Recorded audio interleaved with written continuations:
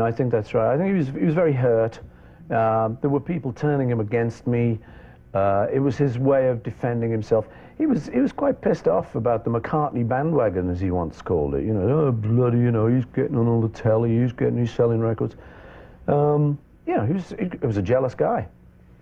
John Lennon was a gifted musician, songwriter, and peace activist who influenced the sound and culture of the 60s and 70s. In addition, he was a complex man who went through a variety of emotions. Jealousy was one feeling that Lennon was frequently associated with. Whether Lennon was a jealous person can be inferred from his own statements as well as those of his friends, family, and former bandmates. It's critical to examine Lennon's personal insecurities, competitive spirit, and aspiration for success when examining this issue. By analyzing these factors, it is possible to determine whether or not John Lennon was a jealous guy. Actually, one of John Lennon's most well-known and well-liked songs is Jealous Guy. Some people think that Lennon was expressing his feelings of envy and jealousy towards McCartney in the song, which has been suggested to be based on Paul McCartney. A romantic triangle including McCartney, Yoko Ono, and Lennon appears in the lyrics as Lennon laments being ignored. Many fans still think that Lennon wrote the song in reaction to McCartney's success, despite Lennon's denial that it was about the musician. Competitive admiration created a positive feedback loop between Lennon and McCartney and the Beatles, allowing them to remain at the top. John Lennon's jealousy of McCartney is well documented, but it is rarely discussed in mainstream media. Lennon's resentment of McCartney's music is best embodied in How Do You Sleep, a song about everything McCartney did wrong. He had been irritated with Paul's unique abilities, as well as his success in the outside world. Also, Sir George Martin, producer of almost the entire awe-inspiring recorded catalog of the Beatles, has said that John was always jealous of Paul's voice and wished he could sing as well as him. For a long time, the traditional excuse was that Yoko Ono was to blame. However, this became increasingly unfair as the years passed. Despite this, the most basic question remains unanswered. Why did John and Paul differ? John was upset with Paul and said a number of things in public that seemed to be intended to damage his reputation or cause Paul to feel uncomfortable. After the Beatles disbanded, McCartney found great success both as a solo performer and with his band, Wings. According to several accounts, Lennon was envious of McCartney's ongoing popularity on the music scene and praise from critics. Sometimes in interviews, Lennon would criticize McCartney, voicing his frustration or bitterness.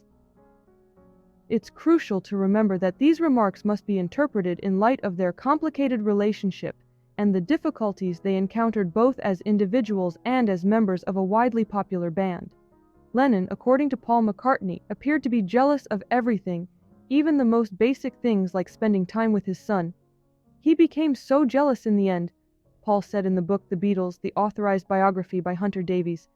He wouldn't let me even touch his baby. He got really crazy with jealousy at times. I suppose I've inherited some of that. Also, there is testimony to Lennon verbally abusing his former partner on a regular basis at the Dakota, where he spent his last years. Robert Rosen claims that Lennon wrote in his own writings about Paul nearly every day. Historically, Lennon's obsession with Paul McCartney has been ignored or overlooked. In 1979, Paul McCartney released his song Coming Up, which John Lennon liked very much as it turned out. It has been said that it was this song that encouraged John to head back to the recording studio and make the Double Fantasy album. On January 16, 1980, Paul McCartney and his wife Linda was arrested and jailed in Japan for possession of marijuana and went to Japanese prison after drug charge. The criminal justice system is very harsh on drug offenses in Japan, so McCartney was looking at a staggering 7-year sentence in prison. In the book Final Days of John Lennon, Dakota Days John Green and Fred Seaman claimed that John Lennon's response was quite selfish. The authors who served John and Yoko in a variety of roles claimed that the couple was delighted by Paul's arrest and that they got numerous newspapers to keep up with the latest news, and John said that Paul essentially got what he deserved, since by staying in the same hotel room as him and Yoko in Japan, he broke their bedroom karma.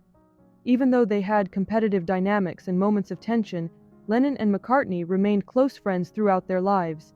They had a profound mutual respect for each other's talents and contributions to the Beatles' legacy. It is important to keep in mind that rivalry and jealousy were not the only things that shaped Lennon and McCartney's relationship. Their exceptional musical collaboration helped define the Beatles' sound and popularity. Their creative collaboration was crucial to the band's success, and their collaborations provided some of the most beloved songs in the history of popular music.